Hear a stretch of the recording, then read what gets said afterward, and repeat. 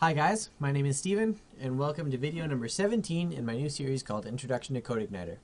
What I'll be showing you guys in this video is I'll be showing you the contact page. We're going to be building the contact page, and I'll be showing you the ins and outs of the form helper. I won't show you all the functions, but I'll show you a good chunk of them and show you where to learn the rest. So let's get started.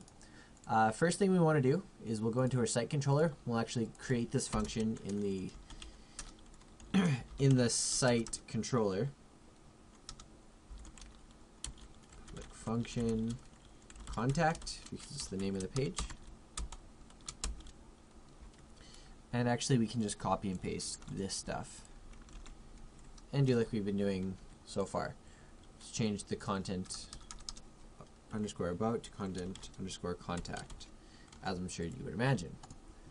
Next thing we want to do is create that view. So we'll go into the views, create a new file, call it content underscore contact.php, open it up, and we'll just copy and paste this basic stuff here.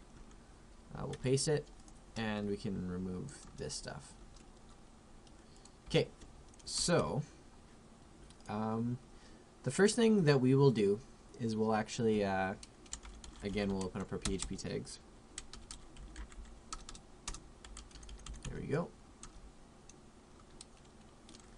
Let me tab this in a bit. Okay.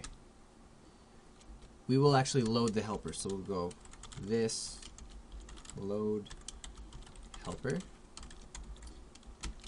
And it's just the form helper. The reason we're actually doing it in the view, the reason we're loading the form helper in the view is because the form helper is only for this view, and it's actually very rare that we won't be using the form helper on, say, the other two pages, so it would only make sense to load it in this one view. While, for example, the URL helper and HTML helper we'd be using in all the views. Okay, now the first function I want to show you, or the first two, is the form open and form close. Basically what we do is we go form underscore open,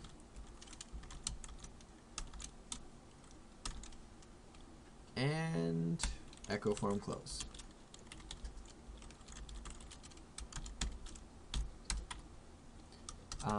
One more thing we have to do is we actually have to specify in the opening the action of where it'll be going. So in this case, we're actually going to create another function in the site controller called send underscore email.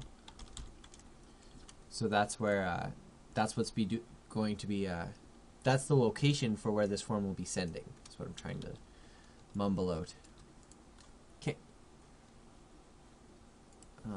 Right on. So now if we actually save this, we'll test and make sure our view is working. So we'll go to the contact page and undefined variable data, and that is because we're passing that data variable into the site, into this view when there's no data variable actually made. So we'll refresh this, and if we check out the page source, we can actually see, where'd that go?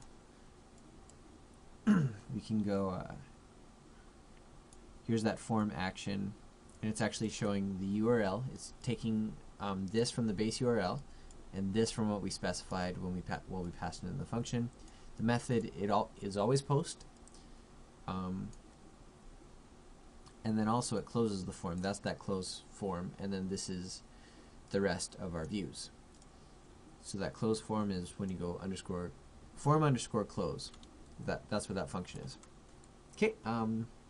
The next thing is we'll actually do like say a label and an input. So we'll go back into the content underscore contact, and we put this in between, as I'm sure you would imagine. So we'll do like echo form underscore label. This the form label function, it receives two parameters. The first is the what is actually displayed, like what's in between the label tags. So in this case it would be say first name, or just name, and then a space. And then the second parameter it takes is the actual what the first one is for. Like in the label tag there's a for attribute in the opening label tag, and that's what the second parameter is. So in this case, it would just be name. Or we'll say full name. Okay, now if we save that, you can actually, and then we'll refresh, check out the page source. Sort of that, and then we'll refresh, check out the page source. There you can see now there's a label being outputted. The full name is that second thing we're passing in, second parameter, and the first parameter is what goes in between the label tags, just like that. So that's working. Next thing we want to do, oh, and of course you can see right here it's actually showing up, which is perfect. The next thing we want to do is the form input. Form underscore input. Okay, now the form input function actually receives one parameter, and that is a array. What's in this array is we'll actually create that right now. Data is equal to array. And in here is all the attributes of this form input. Form input immediately specifies the type as text, and everything else we include in the array that we pass into the function. So in this case, the name of this text would be full name. The ID would be the exact same.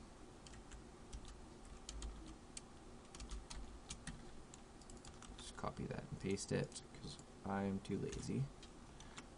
And of course, we're failing being lazy, so we'll have to do even more work. And then the value. In this case, we're just going to leave this blank, but we will come back to this, and I'll show you how this is actually very useful. And we use another function with the form validation library, but we're not there yet. So now, if we refresh this or save it, and we'll go to our contact view, save it, and there we go. We actually have our input, and we'll check out the page source. And now we have that input tag.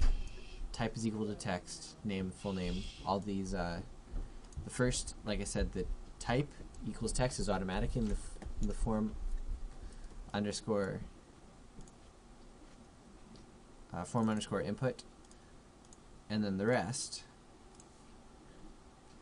are the attributes that we specified in the array that we passed in, called data.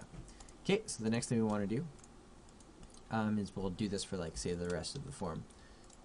We'll do like one more for the email address because we'll be needing that. So all I'm going to do is copy this and paste it.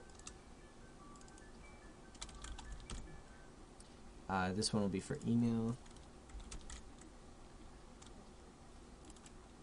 and then the name will be, copy this. This will be, the name will be email, ID will be email, value will be blank for now, and that I'm sure you can imagine what it'll do. The next thing we'll do will be the message, and for this one we want to do a text field. So we'll echo form underscore text field. I'm sure you guys are catching on to how this thing works now. And it actually works identically to how inputs work as well.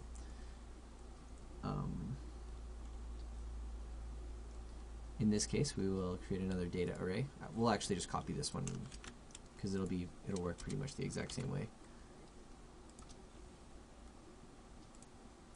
And we'll pass in data, and then the name will be message, ID will be message, and we also want a label for that too, so we'll just copy this one, put it right here, copy this again, and then message. So now if we save it and refresh our view, we have a problem. And, oh, of course, this is because text field should be text area. I've been saying text field. What we actually want is the text area, obviously. So we'll save this, refresh this, and there we go. We have our name, email, and message. At this point, let's do some quick little styling. I figured out a trick before this to do the least amount of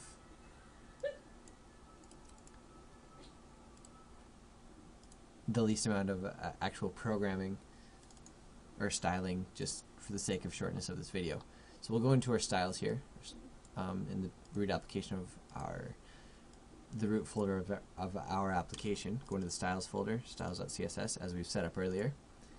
And we're actually going to create a new div specifier called contact. And it'll contain all of this, except for the width is going to be 170 instead of 1000. And this is just like a quick little kind of, I'll show you. We just need to make sure that up here the div instead of content is contact. Save it, and then bam, now it actually looks half decent. Okay, the next thing right is the submit button. So we'll go back into our contact view, and right before we close it, we want to do a form_submit, which is the last function I'll show you. This receives two parameters. The first is the name of it, which will be contact submit, and the second is what's the actual value in a submit tag. So what actually shows up on the button. So in this case, we'll just do send. Save it, view it, and of course we have to echo that, and we have to spell echo right. Save it, and there we go. Now we have our function, and it is even calling to the send email function in the site. If I click submit, you can see send_email. So that's where it's submitting the form to. And I think that's it for this video. Next video, I'll be showing you guys how to actually validate this data sent to the send email function. So stay tuned for that. Thanks for watching.